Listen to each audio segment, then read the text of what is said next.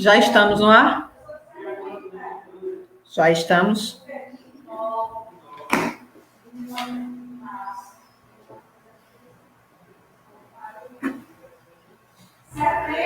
Então vamos lá, né, companheiro Roberto?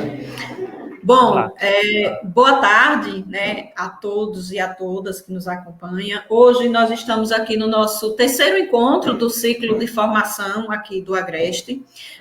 No nosso primeiro encontro, nós conversamos com a professora Iraci, professora aqui da Rede Municipal de Itabaiana e também da Rede Estadual.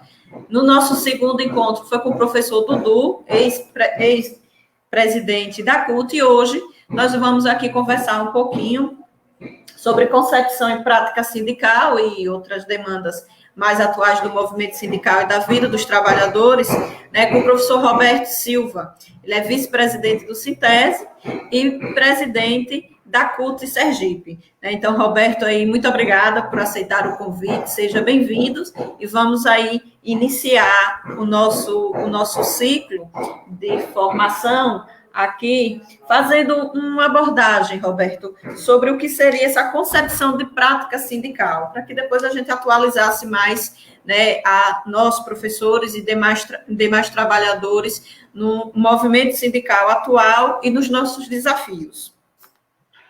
Veja, boa tarde, Milena, boa tarde a todos e todas que fazem a subsede do Agreste, né, que tem sede itabaiana.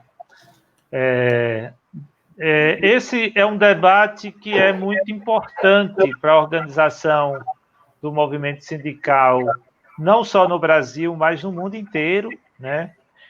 Muitas vezes o trabalhador vê o sindicato como uma organização que são muito parecidas, muitas vezes, né? Mas o movimento sindical ele tem várias formas de prática sindical. A prática sindical ela varia muito de acordo com a concepção sindical que cada sindicato tem, né?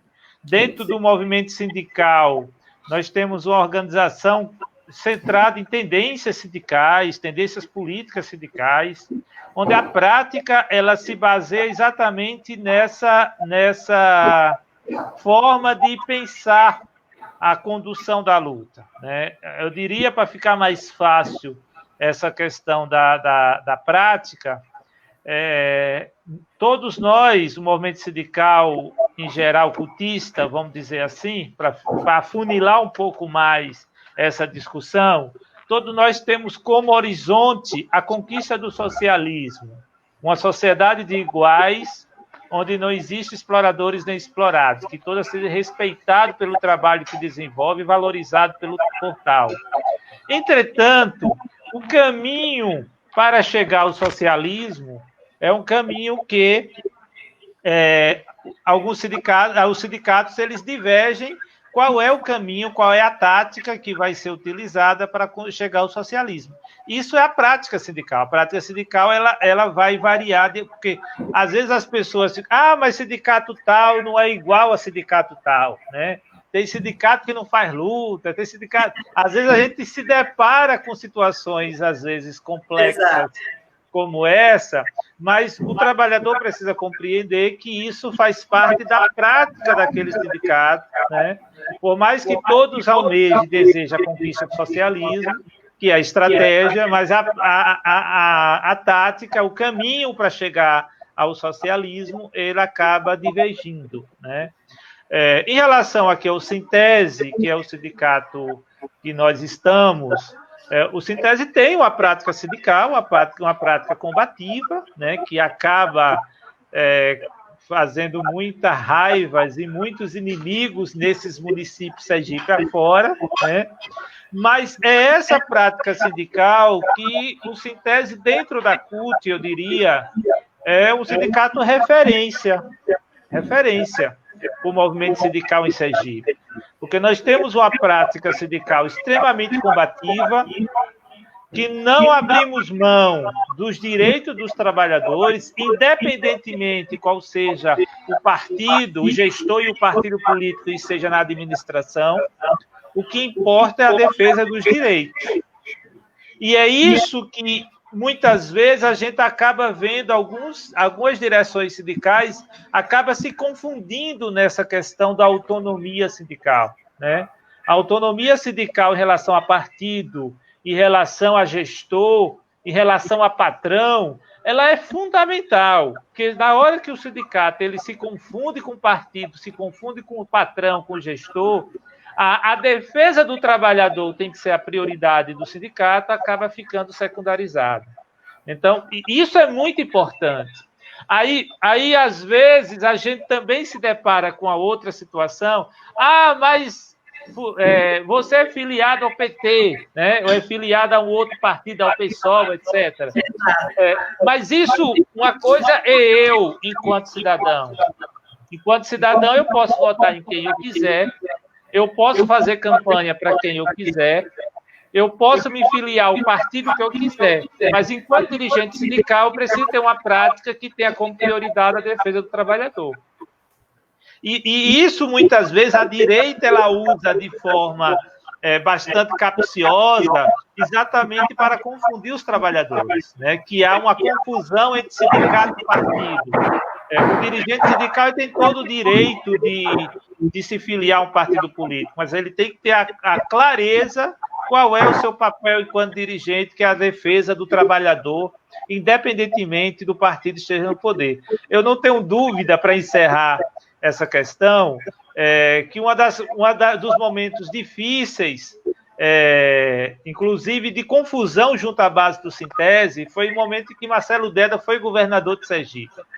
Isso. E foi um momento de muita luta do Sintese, né? E que muitas vezes as pessoas, especialmente os petistas, às vezes não conseguiam entender e fazia muita crítica a gente, né? Porque como é que é um sindicato, que muitos dirigentes estão filiados ao PT, vamos dizer assim, e faz uma luta de combate à política de Marcelo Deda. Críticas à política de Marcelo Deda. Isso é por causa da autonomia sindical. Tem que estar claro que uma coisa é o partido, outra coisa é o sindicato. Então, essas são questões que nós... E tem, às vezes, situações de gestores que acaba tendo um nível de relação, independentemente do partido político, de valorização do trabalhador. Então, a ação do sindicato ela tem que ser sempre uma ação em defesa do trabalhador, independentemente de quem seja o gestor, quem seja o partido, né? Isso tem a ver com a concepção sindical que cada sindicato tem e isso vai balizar a sua atuação política, né? E, às vezes, até confunde se não tiver muita formação. Então, a formação é muito importante, espaços como esse, porque são espaços como esse que acabam nos construindo o horizonte para o dirigente saber diferenciar o que é partido, o que é sindicato, o que é governo, o que é patrão. Exato. E aí, Roberto, pegando aí um gancho na sua fala, quando você fala de nós, Sintese, aqui, para a gente, quem está nos acompanhando, entender a dimensão do que é o Sintese além fronteiras, né? Após as fronteiras sergipanas. A gente tem aqui exemplos, por exemplo, quando o Sintese foi convidado a participar do Seminário Nacional de Comunicação Sindical para apresentar o Sintese em Ação, a estrutura, a organização do Sintese em Ação, né? E foi sendo referência, né, para outros estados, para seguir outros estados e outros sindicatos para seguir, né, o exemplo aí do Sintese em Ação, que acho que nós já temos mais de 10 anos de Sintese em Ação e de sucesso, né? Não aqui na nossa região, como nas demais regiões. Acho que hoje nós temos 6 ou 7 programas Sintese em Ação, né? Todos bastante reconhecido pelos trabalhadores como uma ferramenta de luta, né? Então, inclusive, na última live do Sintese, o próprio Daniel Cara, né, cara que é referência no mundo da educação, ele faz uma fala de luta do Sintese aqui, que nos deixa muito orgulhosos, né, de fazer parte dessa construção. Bem, só para esclarecimento, não sei se vocês estão ouvindo, mas tem um barulho de construção aqui, e não é aqui não é aqui, nós estamos aqui no Sintese, na subsede, não é aqui, mas é no vizinho, e aí a gente vai ter que seguir aqui de vez em quando, ouvindo aí um barulho aqui de construção. Bom, Roberto, seguindo aqui a nossa temática, né, a gente estudar agora a questão do desafio dos movimentos sindicais pós-reforma trabalhista. Nós tivemos aí, antes da aprovação da reforma, né, um momento muito importante para o Brasil e para os trabalhadores de luta de não aprovação da reforma. Infelizmente, a reforma trabalhista ela foi, né, aprovada, né, nisso no governo de Temer, mas ela trouxe consequências aos trabalhadores, né, de todo o país. Aí que você abordasse mais sobre esse ponto dos desafios do movimento social pós a reforma trabalhista. Veja, a reforma trabalhista ela foi uma reforma que alterou mais de 100 artigos da CLT, né? Então foi um desmonte da CLT, da Consolidação das Leis do Trabalho. Além disso, ela tem um objetivo muito claro, que é de precarização das relações de trabalho, né? A relação patrão-empregado é uma relação desigual. A legislação ela existe exatamente para equilibrar essa relação, para que os trabalhadores, que é o elo mais fraco nessa relação, eles tenham algum tipo de proteção que possa ser assegurado conforme a legislação, caso o patrão negue. Porque é sempre uma relação muito difícil para o elo mais fraco, que é o elo dos trabalhadores. O que é que a reforma trabalhista vai fazer?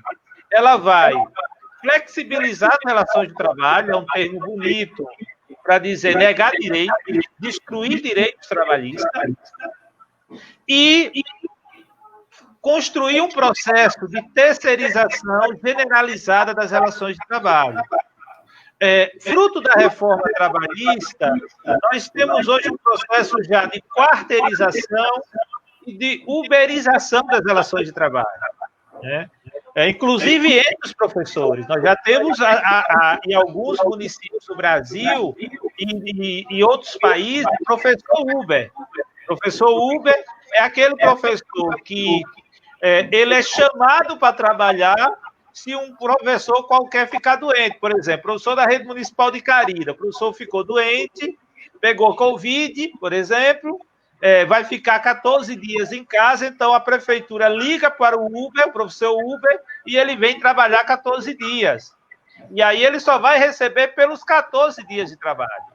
Essa é uma categoria que foi sendo construída na reforma trabalhista, né? O professor Uber. A gente tem situações no comércio absurda, que o trabalhador ele é contratado como Uber, ele fica sem trabalho, fica sem salário, e se for convocado pela empresa para trabalhar e não puder, ele é demitido sem nunca ter trabalho nem salário. É uma coisa maluca que foi criada na reforma trabalhista, que é o que se chama, um termo bonito, que alguns gostam de chamar, que é a indústria 4.0, né? A relação de trabalho na indústria 4.0 é a relação a pior possível, a relação de trabalho dos trabalhadores que foi construída na reforma trabalhista. Ao mesmo tempo, a reforma trabalhista ela vai tentar destruir a força do movimento sindical. E vai tentar destruir a força do movimento sindical acabando com o imposto sindical. Quero aqui abrir um parênteses em relação ao imposto sindical. O imposto sindical é um imposto que ele era o desconto que acontecia no mês de março, né, que é um dia de trabalho ao ano, que era descontado do trabalhador, do sindicato, independentemente se ele era filiado ou não filiado. O Sintese, desde o início, sempre foi contra o desconto do imposto, mas quando passou a ser obrigatório para o servidor público, nós passamos a devolver aquele servidor que quisesse, aquele professor que quisesse a devolução do dinheiro devolvido, mas o imposto sindical ele é muito importante para muitos sindicatos combativos sobreviviam do imposto sindical. Vamos dar um exemplo, um sindicato de comerciários de Itabaiana, que não tem. Itabaiana não tem sindicato comerciário, mas vamos supor que exista, tá? Como existe Aracaju, existe Instantes, existe outros municípios. O Sindicato dos Comerciais foi uma das instituições que sofreram mais com o fim do imposto.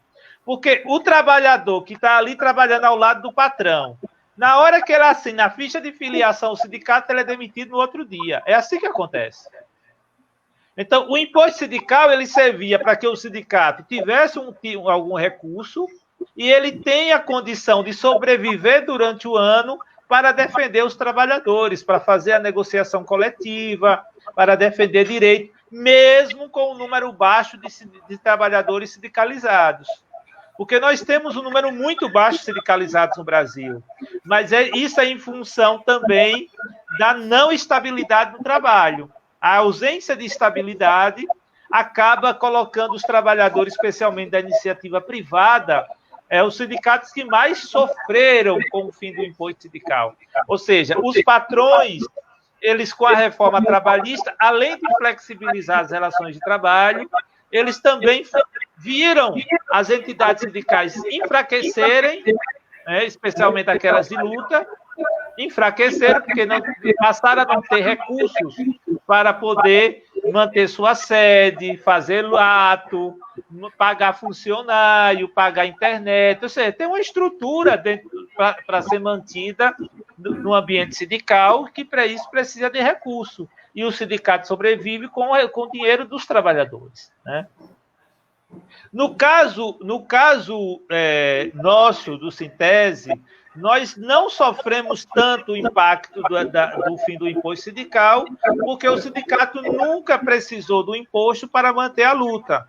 O Sintese é um sindicato que, mesmo no governo de FHC, e agora o governo Temer e Bolsonaro, é um sindicato que não perdeu a sindicalização, ou seja, não reduziu o número de sindicalizados.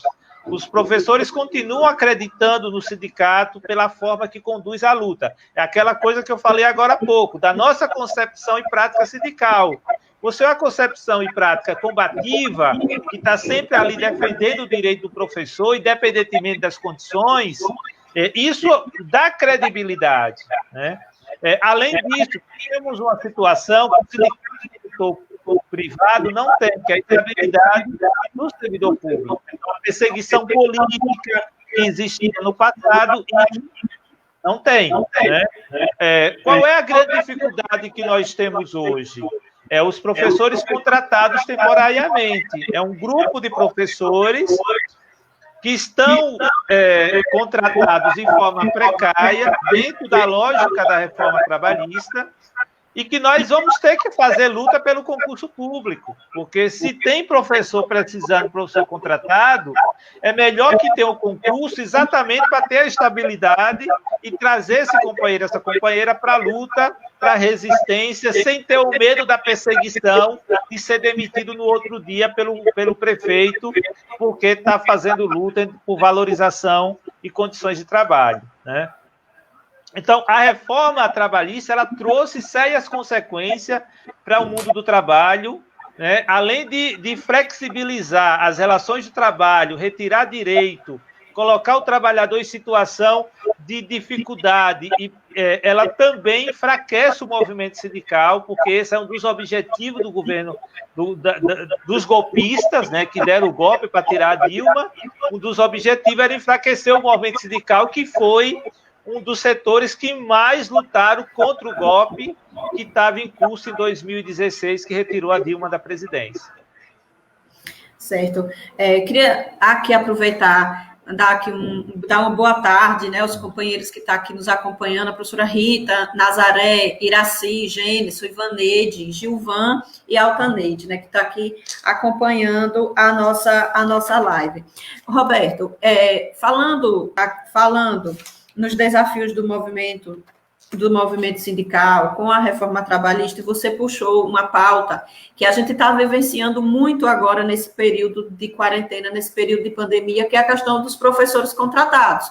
Eu vou falar de professor, mas claro que abrange outros servidores. Aqui no município de Itabaiana, por exemplo, né, a gente está aqui vivendo uma luta né, de recontratação dos professores que o município demitiu, né, que o município demitiu quando iniciou o período de quarentena. Nós entendemos que não é cultura daqui do estado de Sergipe os professores contratados, por exemplo, serem filiados ao sindicato, mas a gente entende que isso não é uma objeção que a gente não possa lutar também junto com os demais, diferente de outros estados, né, que tem professores, tanto da rede, professores contratados das redes municipais ou estadual, que são filiados aos sindicatos. Então, essa não é uma cultura, vamos dizer assim, uma norma nossa.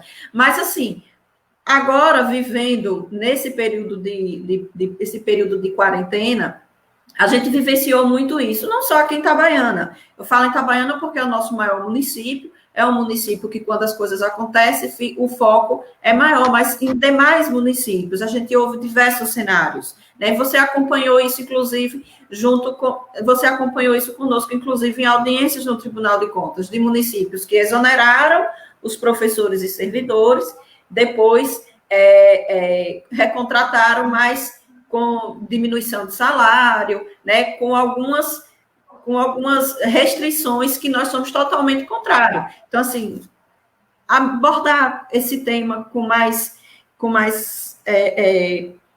explanar esse tema aqui nesse momento que a gente vive, inclusive, né, agora nesse período de quarentena. Veja, é isso. Os professores contratados foi uma das categorias que sofreram aqui em Sergipe, em muitos municípios, né, diante da ação perversa dos prefeitos, como forma de fazer caixa. Não tem outra explicação. Né?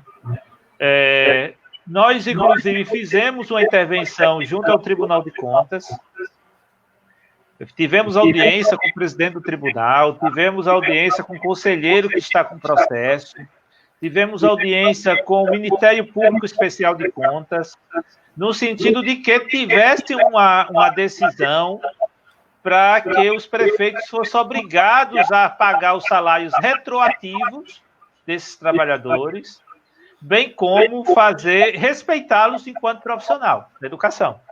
São profissionais que são contratados de forma precária, porque é contrato temporário, né? Porque a contratação correta tem que ser por concurso público, para trabalhar no serviço público, é isso que nós defendemos, mas em momentos excepcionais, isso acaba acontecendo, os contratos temporários, para suprir de forma temporária a falta de professores.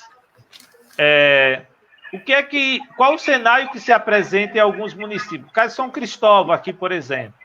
O prefeito emitiu os contratados e fez um processo de auxílio de R$600, igual ao auxílio emergencial de Bolsonaro. Né? Tem situações que são contratos que não têm salário, que é o caso de Itabaiana, parece. Que esses servidores estão sem salário nenhum, não tem nada. Isso. E isso é de uma gravidade muito grande, né? É de uma maldade por parte do gestor muito grande, porque são trabalhadores que estão com carteira assinada, portanto, eles, até a pandemia, portanto, eles não têm direito ao auxílio emergencial do governo federal, que foi aprovado no Congresso, porque o auxílio é quem recebia até R$600 antes da pandemia, né? E são trabalhadores que estão na rua da amargura, vamos dizer. O tribunal, na nossa avaliação, está demorando demais para ter uma decisão. Inclusive, a gente aproveita aqui para convidar os professores contratados a fazer uma pressão na próxima quinta-feira. Toda quinta-feira, o Tribunal de Contas tem sessão dos conselheiros, né? É o plenário, onde eles fazem as decisões. Então, eles se reúnem uma vez na semana, os conselheiros, para decidir sobre as questões, as investigações e assim por diante. Essa questão dos professores contratados está na pauta do Tribunal de Contas já há muitas semanas e que a gente precisa fazer uma pressão. Nós não temos como fazer um ato na porta do tribunal. O tribunal está fechado, não tem trabalho presencial. O trabalho é tudo home office. Então, o que é que o Sintese está propondo aqui? é que a gente faça uma pressão pela internet, né? Que a gente possa entrar lá na sessão, é uma sessão transmitida pelo YouTube, como esta aqui, uma sessão transmitida, e que tem a possibilidade que a gente tenha o chat, da gente deixar a informação, deixar o pedido, que os professores falem da sua situação, como é que estão vivendo, como é a ação do prefeito, como é que está acontecendo, para que a gente tenha uma pressão no tribunal amanhã, né? Essa sessão, ela acontece toda quinta. Então, é importante que amanhã a gente faça esse trabalho de pressão para que, de fato, possa entrar na pauta, que é uma decisão importante, já tem um parecer favorável do Ministério Público Especial de Contas, já tem um parecer favorável da assessoria jurídica do tribunal. Falta agora os conselheiros dizer, está aprovado. Eles botarem pauta e dizer, está aprovado, porque todo o processo, todo o argumento jurídico de que por que é importante e necessário o professor contratado ter o seu salário integral, já está no parecer do Ministério Público e da assessoria jurídica do tribunal. É apenas eles dizer que está aprovado para que os prefeitos sejam obrigados a fazer o processo de recontratação e pagamento retroativo ao período que deixou de pagar o trabalhador, porque é isso que nós teremos que cobrar dos gestores, né? Isso é o que a gente chama de concepção e prática, a defesa do trabalhador independentemente da condição. Exato. A professora Nazaré contribuindo aqui conosco, ela diz o seguinte: trabalhadores do comércio que tiveram seus salários reduzidos para não perder seu emprego, para manter o emprego. A gente viu isso assim, né? Muitos conhecidos, conhecidos, alunos nossos passaram esse cenário para a gente, que tiveram seus salários reduzidos para que não pudessem ser demitidos, né? Aí Veja, Milena, sobre essa questão que a professora Nazaré traz, isso é o cenário do governo Bolsonaro. Bolsonaro é um governo que agiu contra a pandemia o tempo inteiro, né? É um governo que, por isso que a gente defende o Fora Bolsonaro. Na próxima sexta-feira a gente tem um ato nacional aqui em Sergipe, nós vamos ter ato aqui em Aracaju pelo Fora Bolsonaro, porque assim, diferente da maioria dos países, vamos pegar um exemplo da Inglaterra, ou aqui da Argentina, perto da gente. O que é que os governos desses dois países fizeram? E tem vários outros exemplos. Eles estão assegurando 80% do salário dos trabalhadores e os patrões obrigados a assegurar 20%, para não demitir ninguém. Porque se a questão é manter as pessoas em casa, para se cuidar da pandemia, o Estado tem que chegar com salário, tem que garantir as condições salariais aos trabalhadores para que as pessoas não saiam de casa. O que é que Bolsonaro fez? Garanta uma parte dos salários, mas autoriza a redução salarial. Então, veja, se reduz o meu salário e reduz a minha jornada, e eu não tenho como sustentar minha família com a miséria que eu vou ganhar, o que é que eu vou fazer? Fazer um bico qualquer para poder ampliar a minha renda. Então, as pessoas continuaram saindo de casa. Por isso que nós estamos no cenário agora de quase 100 mil mortos. 100 mil mortos no Brasil. É o segundo país em número de mortes no mundo, só perde para os Estados Unidos, porque é um outro, o presidente dos Estados Unidos é um outro também que agiu contra a pandemia, que não teve nenhum tipo de articulação, de coordenação nacional para enfrentar a doença. Aí alguns que defendem Bolsonaro dizem, mas ele está pagando o auxílio emergencial. Ele está pagando porque o Congresso obrigou a pagar, porque o governo Bolsonaro não queria fazer isso. Foi uma lei aprovada no Congresso que o obrigou a pagar os R$600. Evidentemente que ele está usando isso politicamente para dizer, eu estou pagando, estou dando dinheiro ao povo. Mas isso não é uma obrigação, assim como o PL 35 agora foi aprovado na Câmara de apoio à agricultura familiar, né? Que o agricultor ele vai ter até R$3 mil, o homem, e a mulher até R$6 mil de auxílio para poder manter suas famílias, poder auxiliar no plantio. Esse tipo de ação que o Congresso tem feito são ações que não é da vontade do governo, é passando por cima do governo. E aí, assim, é um governo que do tal orçamento de guerra, só gastou 30% do tal orçamento de guerra, que é exatamente para combater a pandemia. Porque não tem prioridade, não é prioridade do Bolsonaro enfrentar a pandemia como tem que ser enfrentada. E uma das formas de enfrentar é segurar o salário dos trabalhadores, para que as pessoas tenham seu salário assegurado e fiquem em casa protegindo e protegendo a sua família. Não é isso que aconteceu. Nós estamos hoje no nível de isolamento social em torno de 10%. Está todo mundo na rua. Todo mundo na rua. E aí, está todo mundo na rua, contágio generalizado, infelizmente, muitos vão morrer ainda. Nós já estamos chegando a 100 mil mortos e poderemos chegar a 200 mil em breve, infelizmente. Tá complicado, e de fato está todo mundo na rua. A professora Adneide aqui contribui com a gente, dizendo que, infelizmente, uma boa parte dos professores ou servidores contratados, eles não têm a coragem, né, de fazer o enfrentamento por seus direitos. E diz que a justiça é extremamente lenta em relação aos direitos trabalhistas, mas também, né, muito rápida quando se refere ao patrão. São as contribuições aqui. Ô, Roberto, voltando aqui à nossa fala inicial, né, da nossa fala inicial dos desafios do movimento sindical. No início de sua fala, você fez uma explanação das nossas lutas aqui no nosso estado, né, no governo de Deda, que a gente teve muita luta, muita crítica ao governo. E aí a gente gostaria que você fizesse aqui um paralelo, né? Iniciando a relação dos movimentos sindicais no governo de Lula, no governo de Dilma, que teve, sim, muitos enfrentamentos e muitas críticas, tanto do movimento social, apesar de ser o governo, assim, progressistas em alguns pontos, né, em relação ao trabalho, até chegar agora nesse momento que nós vivemos, que é no governo de Bolsonaro, e aí a gente tem um outro leque aqui de questionamentos mais atual. Veja, antes de tratar disso, um pouco que a professora Adneide coloca dos trabalhadores contratados que acabam não lutando muito por seus direitos. Isso é fruto da falta de estabilidade no trabalho, né? São trabalhadores que a qualquer momento pode ser dispensado pelo secretário ou pelo prefeito porque está fazendo a luta com o sindicato.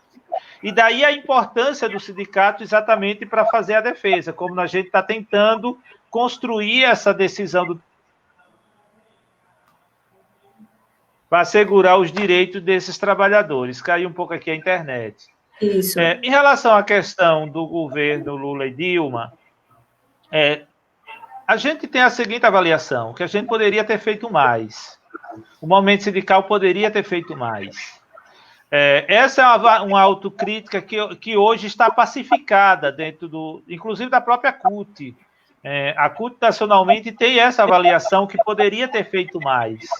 E isso era uma crítica que a gente fazia internamente dentro da central, que era preciso fazer mais. Por exemplo, era preciso fazer um processo de democratização dos meios de comunicação. Continuou a Rede Globo pautando a sociedade, sem nenhum tipo de democratização dos meios culturais. A gente tem o cinema praticamente todo coordenado pela Globo Filmes, sem estimular os filmes alternativos. A gente não teve um processo de democratização do Poder Judiciário, deu no que deu no impeachment de Dilma, com um crime que até hoje ninguém consegue explicar, e o Judiciário legitimou todo esse processo de golpe contra Dilma, e depois legitimou o golpe para impedir a candidatura de Lula à presidência em 2018, e agora, ontem, tem a decisão ontem, né, do STF, falando que a gente já denunciava lá em 2018, que era um golpe, né? Anulando as relações do Palocci, anulando a decisão do Moro, ou seja, a gente não democratizou o Poder Judiciário, nós não democratizamos as Forças Armadas. No processo de golpe, as Forças Armadas teve um papel decisivo, inclusive pressionando o STF. No processo da eleição de Bolsonaro, as Forças Armadas teve um papel decisivo, inclusive fazendo política partidária, que não é papel das Forças Armadas.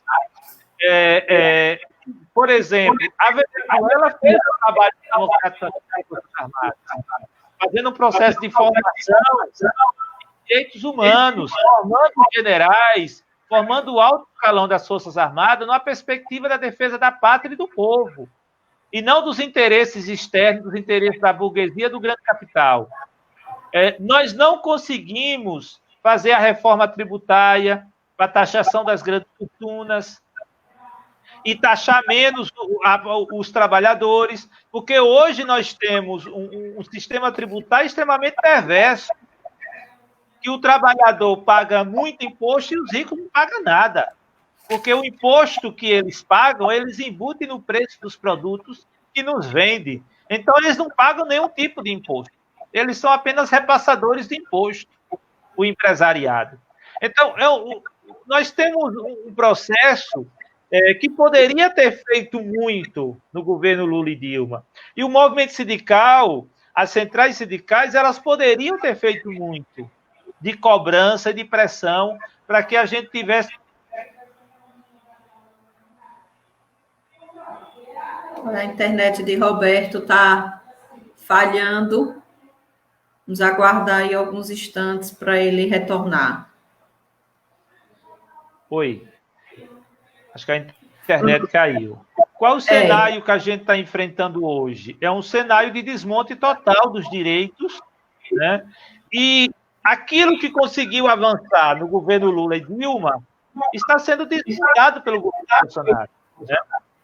O que eles anunciam aí do Renda Brasil, que o governo Bolsonaro está anunciando de Renda Brasil, é um desmonte da Seguridade Social que está em jogo. É um desmonte do seguro-defeso, é um desmonte do BPC, é um desmonte do Bolsa Família. O que eles falam de Renda Brasil parece ser uma coisa bonita e boa, mas o que o governo Bolsonaro está querendo fazer é desmontar a Seguridade Social que protege a população mais pobre.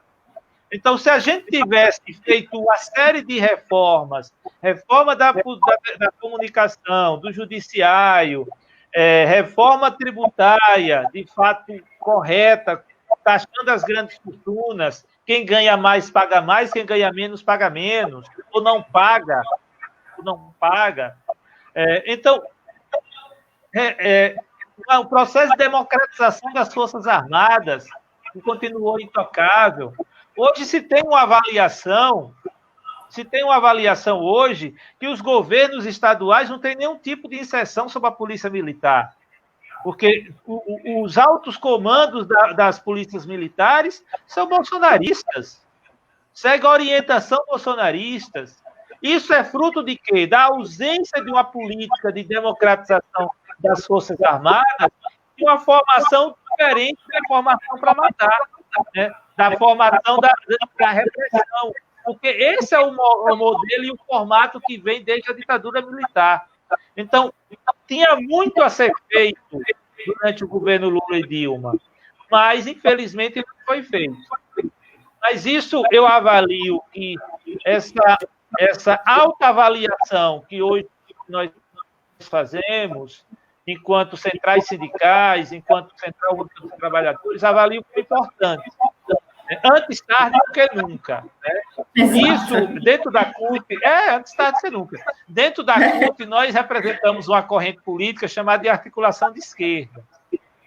Então, dentro da CUT nacionalmente, nós somos uma corrente política pequena. Nós estamos em vários estados, mas somos uma corrente política pequena. E essa crítica a gente fazia, né? A gente fazia lá no governo Lula e Dilma. E muitas vezes eram taxados que a gente estava contra o governo. A questão não é ser contra ou a favor do governo. A questão é que o governo estava atendendo a pauta do capital, do grande capital, e a pauta que nos interessava, que para gerar inclusão social, desenvolvimento e direito, estava sendo secundarizada ou sendo tocada de forma muito lenta.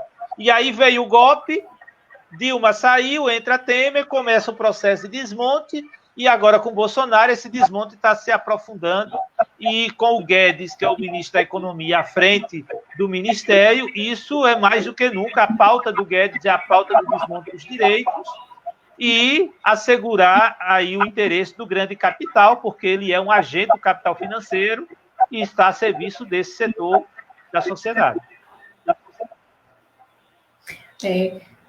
Agradecer aqui a participação da professora Maria José Góes, que está aqui, que tá aqui conosco também na nossa live. Roberto, a professora Nazaré questiona, que faz um questionamento, como o movimento sindical visualiza a situação do trabalhador pós-pandemia, né? Pós-pandemia. E aí, assim, junto com o questionamento de Nazaré, né, fazer um panorama já na seguinte linha, né?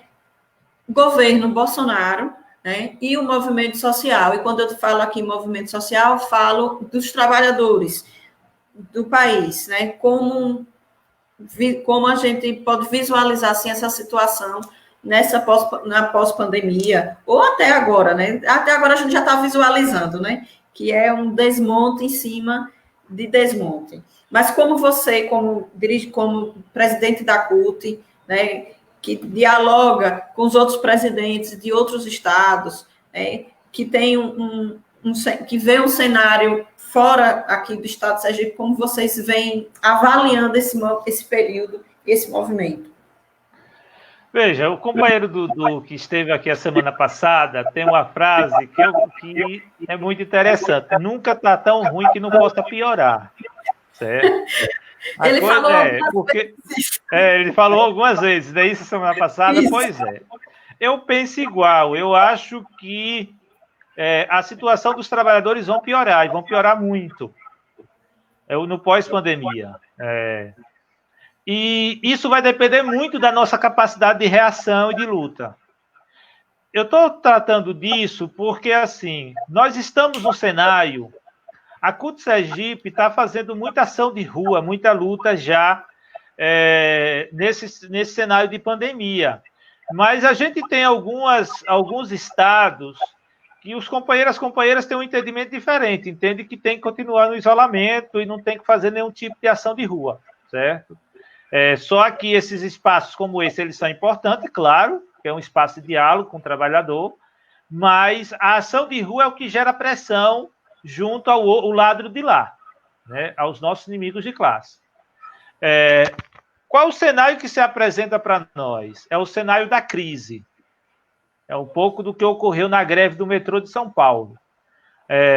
Os patrões dizendo, como é que vocês vão fazer greve em plena pandemia? Quando passar a pandemia, vão dizer, como é que vocês querem fazer luta e greve se o país precisa se recuperar a economia? Então, vamos primeiro recuperar a economia, como o Paulo Guedes falou, numa pressão aí dos trabalhadores, primeiro vamos vencer a guerra, para depois pensar em valorização. Então, é isso que os patrões e os governos estão utilizando o discurso para não valorizar ninguém e retirar direito. Está numa pandemia, a crise está geral, então tem que retirar direito, como cortar salário de professor contratado, por exemplo, que justifica tudo para a pandemia. Quando o isolamento... dos professores. Quando a pandemia passar, vai continuar cortando, porque vai dizer que está em crise. O isolamento gerou uma crise econômica e, por isso, precisa continuar cortando direito. Então, o discurso da crise vai ser usado para nos destruir mais direitos, mais e mais direitos. Quero aqui, inclusive, trazer um dado, especialmente os professores da rede estadual. Nós estamos concluindo um estudo com o DIEESE e a nossa assessoria financeira sobre o estado de Sergipe. Por incrível que pareça, nós estamos numa pandemia e tem uma crise, não é isso, econômica? Tem uma crise está posta aí, né? Muitas empresas fechadas, etc, etc. Mas o estado de Sergipe não reduziu a arrecadação de impostos, aumentou. Veja, a arrecadação em Sergipe não reduziu, aumentou a arrecadação. Mas se justifica a pandemia e a crise para retirar direitos. É isso que vai para congelar salário, para não dar reajuste salarial, não reajustar o piso dos professores e o salário dos demais servidores. Ou seja, é muito confortável para o patrão e para os governantes utilizar o discurso da pandemia para fazer esse tipo de ação contra os trabalhadores. Daí a necessidade do movimento sindical se reinventar, Precisamos se reinventar para continuar na combatividade e na luta. E isso nós vamos precisar denunciar Belivaldo, e Belivaldo está enganando a população dizendo que tem uma crise nas finanças do Estado. Não tem crise. Não tem crise nas finanças. Poderia arrecadar mais? Claro, poderia. Se tivesse uma condição normal, de normalidade, a arrecadação poderia estar muito maior. Mas não está menor do que o ano passado. Está superior ao do ano passado, a arrecadação. É diferente do que a gente acha no senso comum. No senso comum, a gente acha que aqui o Estado praticamente não tem dinheiro nenhum para investir na educação, na saúde, etc, etc. Então, esse cenário é um cenário que o movimento sindical se reinventa e faz um debate cada dia mais duro de enfrentamento a esse senso comum, porque está se construindo um senso comum que é muito perigoso para os trabalhadores, né, que é de destruição de direitos. Então, muito alerta, a gente vai ter que estar muito alerta nesse cenário pós-pandemia, porque não vai ser fácil a gente dialogar com a população e com os trabalhadores que têm condição de valorizar, porque durante a pandemia os patrões estão ficando cada dia mais ricos, é isso que os dados estão mostrando. Os ricos estão cada dia mais ricos nesse momento de pandemia. Diferente do que diz o senso comum e a Rede Globo, e a Record, e a Bandeirantes, etc., dos seus jornais, né? Que parece que tem uma crise geral, que está todo mundo está se empobrecendo o trabalhador que está tendo seu salário cortado. Aí sim, esse está vivendo com dificuldade. Em relação à questão do governo Bolsonaro, assim, a relação do governo Bolsonaro ao movimento social é a relação a pior possível, né? Quem achar que é possível ter algum tipo de diálogo com o Bolsonaro se engana. Esse é um debate e uma briga atual dentro da contesta que nós estamos tendo, né? Nós temos um entendimento, eu tenho esse entendimento, que não adianta dialogar com o Bolsonaro. Com o Bolsonaro a gente tem que combater as suas políticas e organizar os trabalhadores para combater as suas políticas. Porque não adianta dialogar com o governo que não tem nenhum tipo de interesse de ceder qualquer coisa para o movimento sindical. Mas não é alguma coisa, é nada, não cede nada. E o que é que a gente tem visto em relação aos governadores e prefeitos? É a mesma toada. Os governadores começam a adotar a conversa de Belivaldo, de Jaque, de Belivaldo aqui em Sergipe, é a política de nada, zero ao servidor público. Porque o discurso que Bolsonaro está construindo é aquele discurso que quem tem carteira assinada e quem é servidor público tem privilégio, é privilegiado. Portanto, tem que cortar os direitos de quem tem carteira assinada e quem é servidor para dar a quem não tem nada, que é os trabalhadores informais que vivem em situação de pobreza e miséria. Esse é um discurso que convence uma parcela da sociedade. É como se o Estado brasileiro não tivesse recurso, que é uma grande verdade isso. Agora o Guedes destinou mais de R$1 trilhão aos bancos, para os bancos emprestarem dinheiro às empresas, micro e pequenas empresas. Quem tem micro e pequena empresa, vá num banco desse aí em Itabaiana, para ver se consegue um empréstimo fácil. O que é que os bancos estão fazendo com esse R$1 trilhão? Pegando dinheiro e investindo no mercado financeiro para lucrar. Ou emprestando dinheiro a altos juros, lucrando com dinheiro público, acumulando mais riqueza com dinheiro público. O Estado botou o dinheiro no banco para emprestar às micro e pequenas empresas. E os bancos estão dificultando o máximo, inclusive o próprio Panese, que é o Banco do Estado de Sergipe. Estão dificultando o máximo para conceder empréstimos às micro e pequenas empresas. Porque essas geram muito emprego no país. E essas precisam ter o apoio do Estado nesse momento de pandemia. Precisam sim, nós defendemos isso. E muitas vezes o recurso precisa vir, muitas vezes a fundo perdido, para que a empresa possa se manter, e agora, com a responsabilidade de manter os empregos e os salários dos trabalhadores. Não é ajudar para poder reduzir salário, demitir e assim por diante.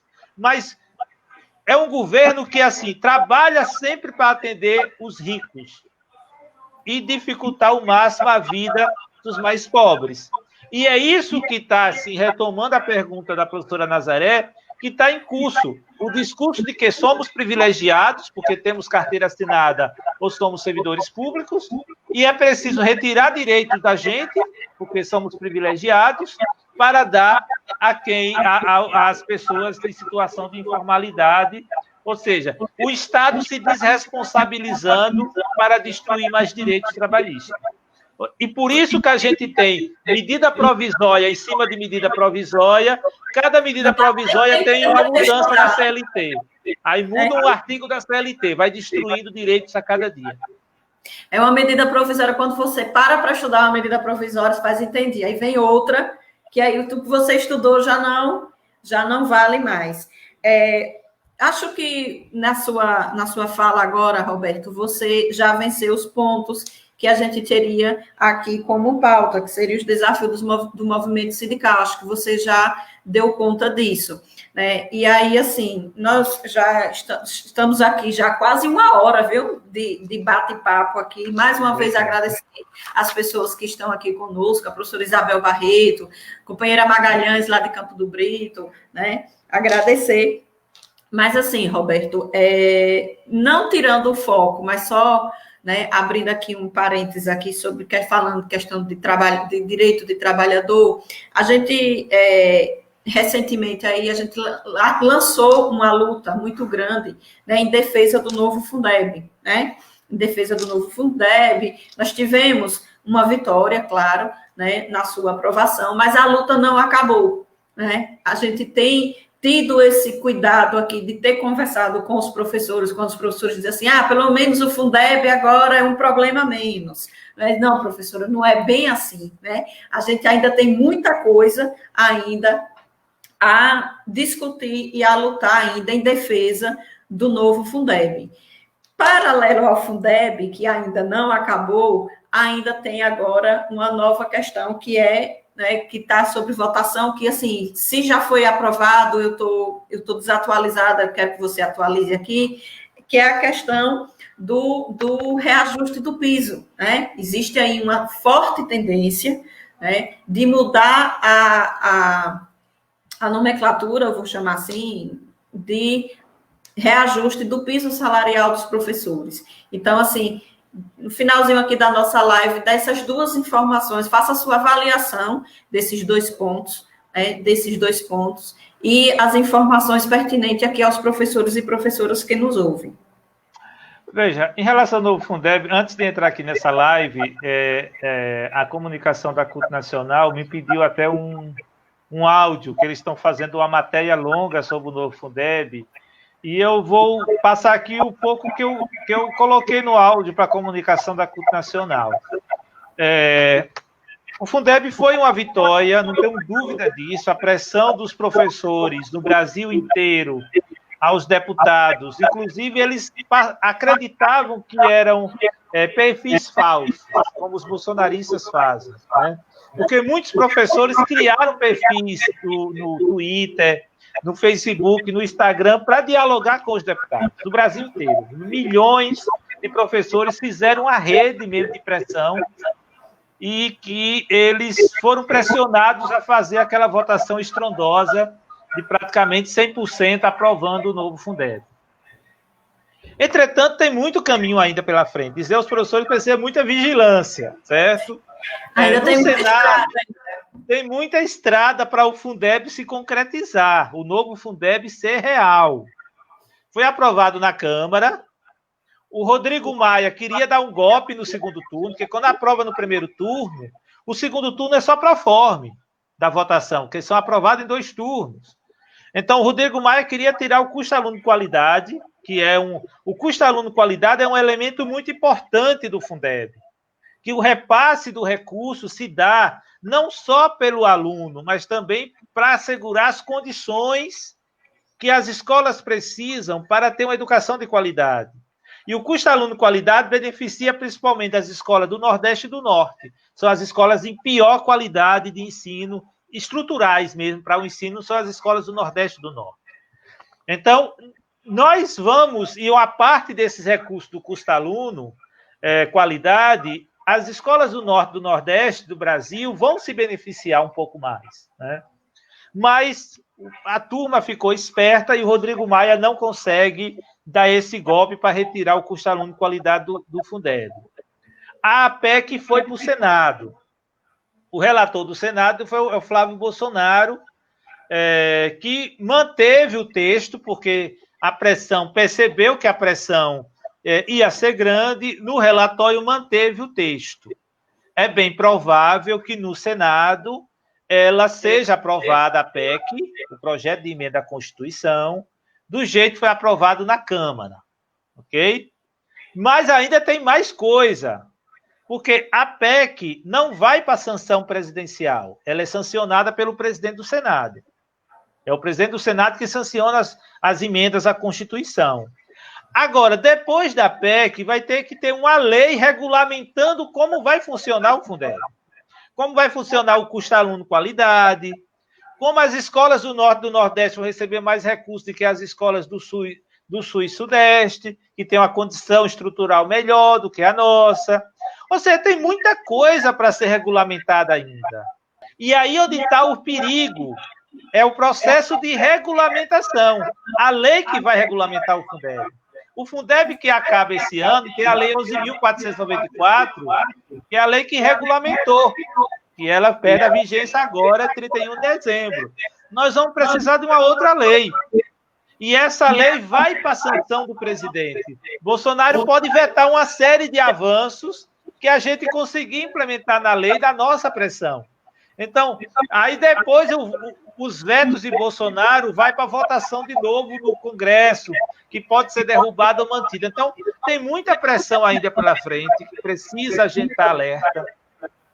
Nós vamos precisar continuar pressionando os deputados e senadores para que a gente tenha uma proposta de Fundeb o melhor possível. E aí, o que é que Rodrigo Maia faz? Ele não consegue derrubar o custo aluno qualidade, e o dia após a aprovação do novo Fundeb na Câmara, ele resgata um projeto de lei lá de 2013, 2014, um projeto de lei que o piso deixa de ser calculado pelo crescimento do Fundeb, que geralmente é acima da inflação, para ser calculado pela inflação. Ou seja, os professores deixam de ter ganho real com o reajuste do piso. Porque se o piso é reajustado só pela inflação, a gente deixa de ter uma coisa que o Plano Nacional da Educação prevê, que é que os professores tenham uma condição salarial parecida com os profissionais de nível superior, com os demais profissionais, médicos, engenheiros, advogados, assim por diante, juízes, porque esse tem que ser o horizonte. Por isso, a ideia de piso é sempre ter um reajuste acima da inflação, para a gente ter um aumento do poder aquisitivo enquanto profissional da educação. Na medida que, se esse projeto que o Rodrigo Maia resgata, de o piso ser reajustado só pela inflação, nós deixamos de ter o ganho real. Passamos a ter apenas a inflação do ano, do reajuste do piso. E deixa de desvincular o piso ao Fundeb, que é muito importante, porque os gestores perceberam que o Fundeb ele cresce acima da inflação sempre, porque a economia ela está em crescimento. Então, isso politicamente é muito importante para a valorização dos professores e atender à meta do Plano Nacional da Educação. Então, é outra luta que está em curso, né? Valoriza o piso do magistério. Nós precisamos continuar fazendo essa pressão aos deputados.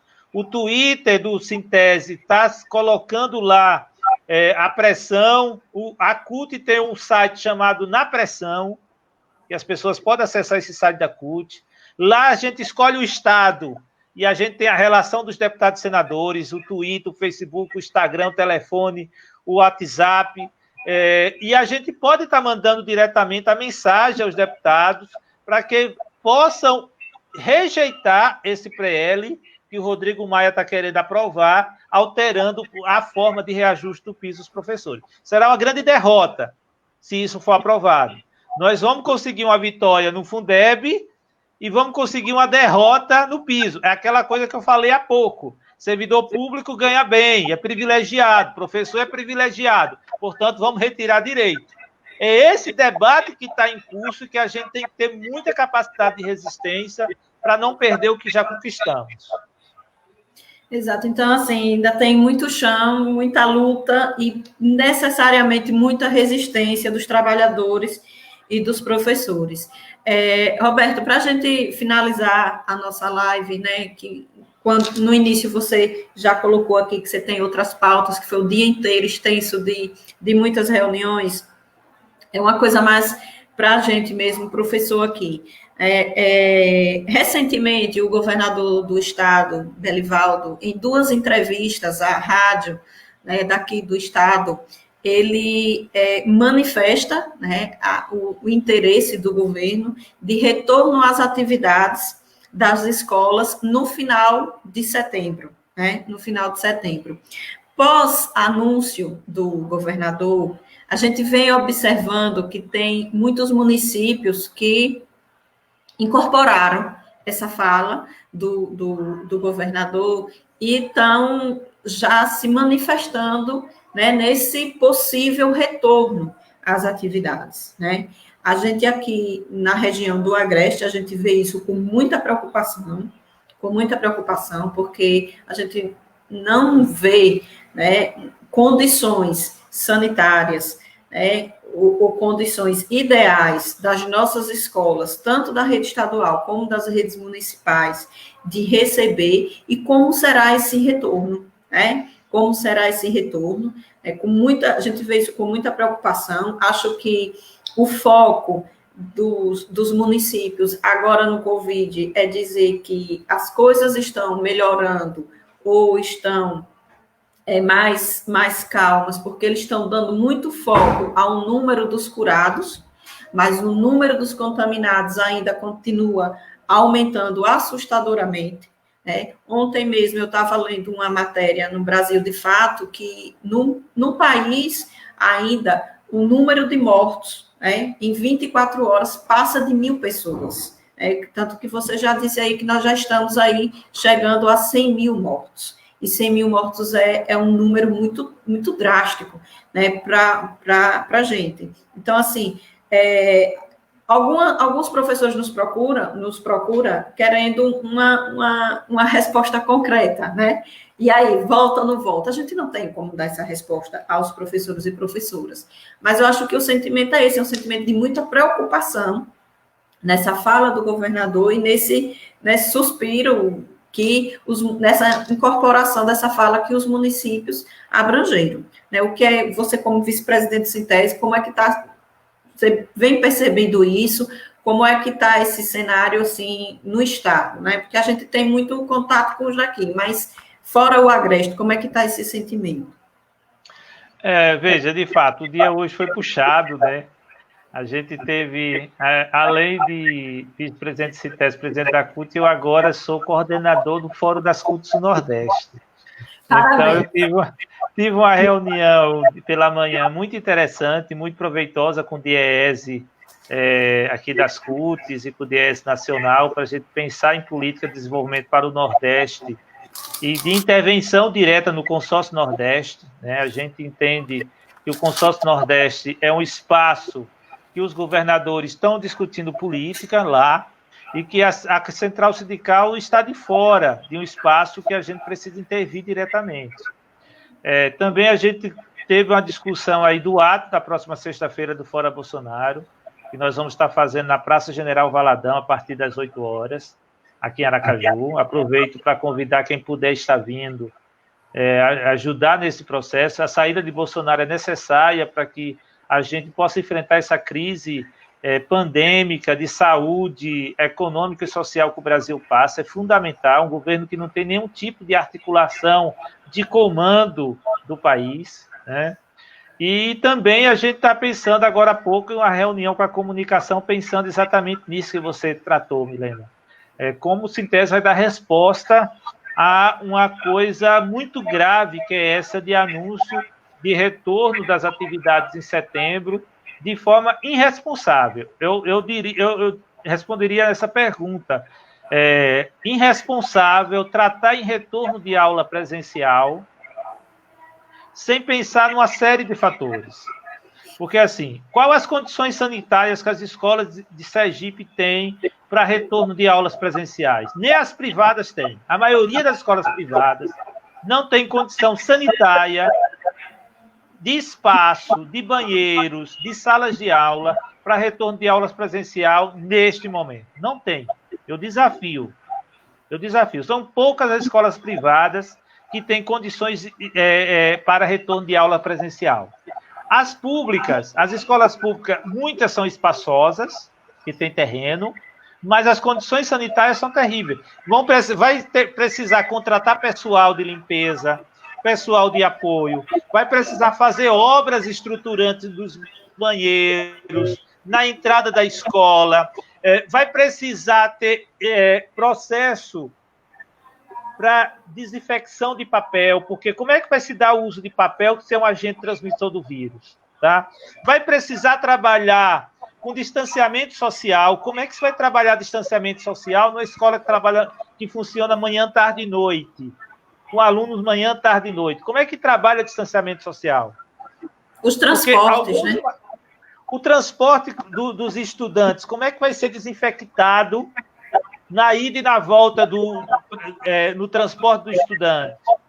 E no período que não está transportando estudantes, que muitos desses ônibus são ônibus de linha de feira, como é que vai ser a desinfecção desses meios de transporte? Tem uma série de elementos que pensar em volta às aulas presenciais tem que ser pensado antes. Não dá para pensar assim de forma irresponsável. Porque tratar em voltar à aula presencial nesse momento é dizer o seguinte: nós vamos condenar professores, estudantes, servidores de escola ao contágio generalizado e quem o corpo não resistir morre. Quem tiver a sorte de pegar o Covid e ter uma resistência, ter anticorpos que resistam à doença, vai conseguir sobreviver. É a imunização de rebanho generalizado. Só que imunizar rebanho, a maioria dos animais morre, muitos morrem.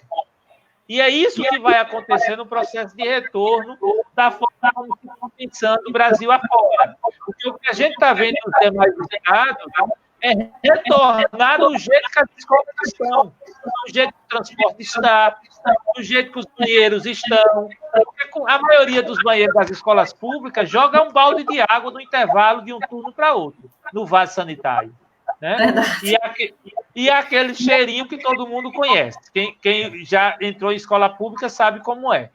Então, desse jeito, não dá para pensar em retorno. A outra questão, para encerrar mesmo, é dizer o seguinte: o Conselho Nacional da Educação, tanto no parecer 05 como no parecer 08, que trata das aulas não presenciais, nesse momento de pandemia, o Conselho Nacional sugere que os sistemas de ensino podem fazer um processo de ciclo, ou seja, juntar o ano letivo 2020 com o ano letivo 2021. Aquilo que não conseguir trabalhar em 2020, trabalhe em 2021. Amplia a quantidade de horas-aulas em 2021, com aulas presencial e não presencial, para que o aluno não perca o conhecimento e possa ter os anos letivos assegurados. Evidentemente que os alunos do terceiro ano do ensino médio, que estão em processo de encerramento, teria que ter um tratamento diferenciado. Mas os demais estudantes das demais séries têm como fazer um ensino híbrido. É possível fazer um processo de ciclo e o ensino que você trabalha aulas presenciais e não presenciais nesses 2 anos letivos, de modo que os alunos não percam o ano letivo. Porque também é irresponsável a forma como o Estado está tratando as aulas não presenciais nesse momento. Porque a maioria dos alunos estão excluídos do ensino, um número pequeno de alunos respondendo atividades, porque é o que o professor pode fazer atividade complementar, não é aula, é atividade complementar. E os demais alunos que não estão fazendo essas atividades, como é que ficam? Eles vão perder o ano letivo? Isso, para nós, é muito grave, porque o Estado está jogando a responsabilidade sobre a escola e o professor. Porque no município de Maruim, um grupo de pais foram no Ministério Público denunciar os professores, porque os seus filhos não estavam tendo aula. A culpa é do professor, porque o aluno não está tendo acesso às atividades? Claro que não. A culpa é do Estado que não assegurou as condições para que o estudante tivesse acesso às aulas as aulas não presenciais. Agora, quem está sendo responsabilizado? O professor e a escola, em vez de ser o governador que, de forma irresponsável, não garantia as condições. Então, é isso que está em jogo e muitos dos nossos colegas não compreenderam a gravidade da coisa. Porque na hora que chegar no final do ano, que esses alunos que não tiveram aulas não presenciais foram reprovados, os pais vão culpar quem? Entende? A gente precisa estar muito atento e questionar e refletir sobre essas coisas. A escola a qual eu trabalho, a gente não está tendo aulas, a gente está tendo atividade complementar. Alguns alunos estão respondendo, outros não, que é normal, mas nós só vamos assinar as aulas quando voltar às aulas presenciais. E com muita tranquilidade vamos fazer isso, porque tem que atender a todos. Se não atender a todos, não é aula. Porque a gente está negando o princípio constitucional que a educação tem que ser para todos e não para alguns. Exato.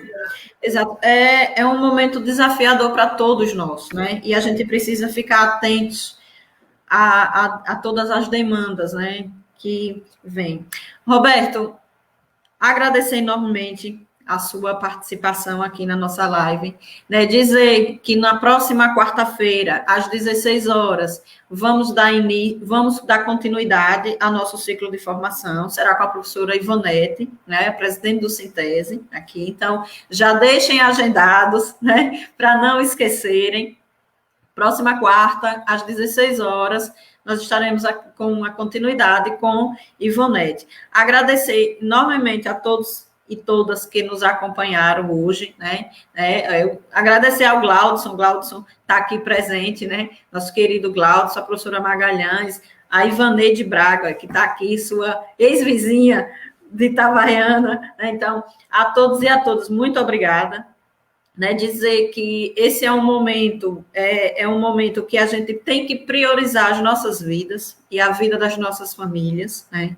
A vida das nossas famílias. A gente, claro que tem que ter responsabilidade pela nossa profissão, responsabilidade com os nossos estudantes, mas a gente não pode assumir a função e nem as atribuições do Estado, né? Então, a gente precisa, nesse momento, né, priorizar as nossas vidas e nos cuidar. Portanto, fiquem em casa, se cuidem e até a próxima quarta. E, Roberto, grande abraço. Com saudade de vocês, viu? Grande abraço. Até mais. Dizer que você se transformou numa liveira de primeira linha, viu? Parabéns aí pela condução da live. Mas à disposição. Eu quero, inclusive, aproveitar, Milena, já que a gente acertou uma reunião com os professores da rede estadual, né, aí do Agreste, na próxima terça-feira, às 19 horas, depois aí os professores vão estar recebendo o link aí, que Milena aí vai estar fazendo com Gênesis, Rita, e divulgando, a gente espera lá, a gente vai estar participando para conversar um pouco mais sobre esse cenário da rede estadual. Aguardo vocês lá na reunião nossa, na próxima terça, às 19 horas, ok? Até mais. Eu procurei um calendário aqui e não achei, mas reafirmar. Terça é dia 11. Terça é dia 11 de agosto. Dia 11, às 19 horas, nós vamos estar realizando aqui um bate-papo com os professores da rede estadual, não só aqui de Itabaiana, mas de todo o Agreste. A gente vai publicizar isso, né? Então, até terça, então. Até mais. Tchau. Até mais. Tchau.